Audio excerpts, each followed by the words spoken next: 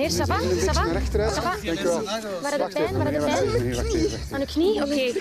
De ambulance komt eraan, dus blijf maar gewoon rustig liggen, oké? Gasten wel zeer, denk ik. Hè? Doe maar Wacht even, meneer, wacht even. Gewoon rustig blijven liggen. Wacht, even naar achter gewoon. Weet je Dan kunnen we toevallig wat er aanspreken. precies gebeurd Dank u wel, is? mevrouw. Heel even.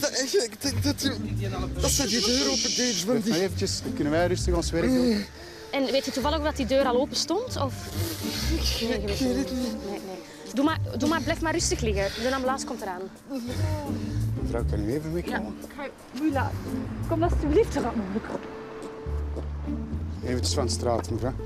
Kan u vertellen wat er gebeurd is? Mijn deur stond open en ineens vlamt hij tegen mijn auto. Ik heb het niet gezien, ik heb hem niet zien aankomen.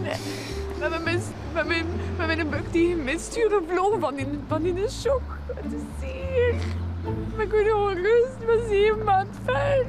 Wanneer komt de ambulance? Ambulance is onderweg, mevrouw. Wanneer gaat hij zijn? Ja, ga je elk moment zijn. Mevrouw, het is aan mijn tante vraag, maar heeft u gedronken? Wanneer kan ik niet dronken? Ik ben zwanger. Even rustig mee naar de combi. Even rustig mee.